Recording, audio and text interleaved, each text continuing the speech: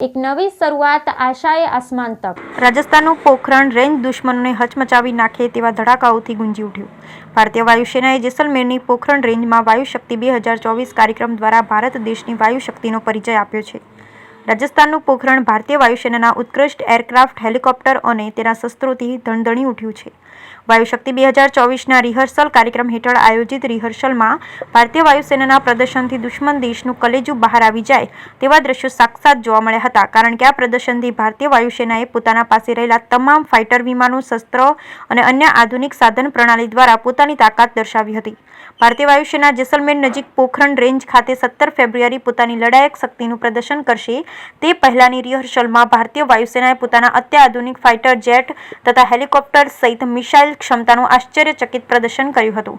એરફોર્સના 14 કુલ dress રિહર્સલમાં ભારતમાં જ બનેલા Tejas, Prachand, Rafale, Mirage 2000, Sukhoi 30 MKI, Jaguar, Hawk C-130J, Chinook, Apache અને Mi-17 એરક્રાફ્ટ સ્વદેશી તાકાત, આકાશ અને સમર સરફેસ ટુ એર શસ્ત્ર પ્રણાલીને દર્શાવી ભારતે પોતાની હવાઈ તાકાત પ્રદર્શિત કરી હતી। આ પ્રદર્શનમાં સ્વદેશી તેજસ, પ્રચંડ અને ધ્રુવ સહિત 121 વિમાનોએ ઉપરાંત અન્ય એરક્રાફ્ટ જેમ કે Rafale, Mirage 2000, Sukhoi 30 MKI, Jaguar, Hawk C-130J, Chinook, Apache અને Mi-17 લડાયક વિમાનોએ ભાગ લીધો હતો। આ દરમિયાન સ્વદેશી સ્વાકલેપ્ટ સિસ્ટમ દ્વારા આકાશ અને સમર પર ઘૂસણખોરી કરનાર એરક્રાફ્ટને આવતા ઓળખી અને તેમને મારી પાડવાની તેમની ક્ષમતાનું પ્રદર્શન રજૂ કર્યું હતું।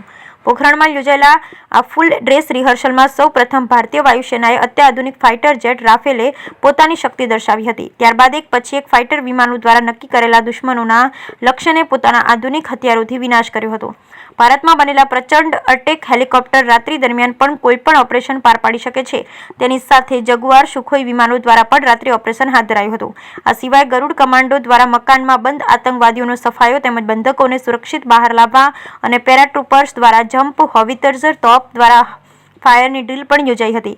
ચિનૂક હેલિકોપ્ટર દ્વારા હોવિત્ઝર ટોપ યુદ્ધની સ્થિતિમાં કઈ રીતે લઈ જઈ શકાય જેનું પ્રદર્શન કરાયું હતું। એરફોર્સની માર્ક ક્ષમતા સાથે તેની ટેક્ટિકલ ક્ષમતાનું પ્રદર્શનથી દુશ્મન દેશો ભારત દેશની સામે ક્યારે આંખ ઊંચી કરવાની હિંમત કરશે નહીં, કારણ કે આ છે આપણા દેશની ભારતીય વાયુસેનાની અસલી તાકાત। અને આકાશની રક્ષા માટે ભારતીય વાયુસેના હંમેશા બાદ નજર સજ્જ છે। આકાશમાં દુશ્મનોના નાનામાં નાના મનસૂબાને જમીનદોસ્ત કરવા માટે તેઓ 24 કલાક ખડે પગે જોવા મળે છે। એટલે તો દુશ્મન આકાશ મારફતે ભારતની સીમા આપવા, તેના ઉપર સીધું ઉપર મોકલી આપવા માટે ભારતીય વાયુસેના સદૈવ યમ બની રહે અને ઊભો રહેતો જોવા મળે છે। અમને અને ભારત દેશના એક નાગરિકને ભારતીય वायुसेना पर गर्व है। और रक्षात्मक क्षमताओं का एक दिलचस्प प्रदर्शन है।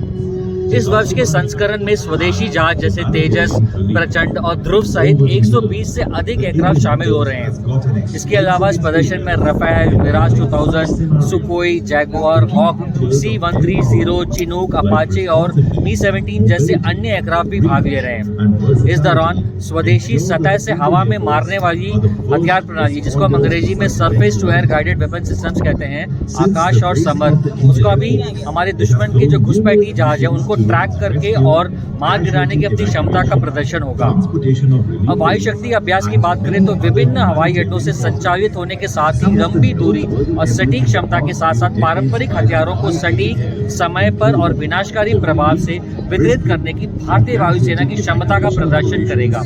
इसके अलावा भारतीय वायुसेना के ट्रांसपोर्ट और हेलीकॉप्टर फ्लीट के विशेष अभियान का भी प्रदर्शन होगा, जिसमें हमारे एयरफोर्स के गरुड़ कमांडोज और भारत इंडियन आर्मी के कुछ तत्व भी शामिल होंगे।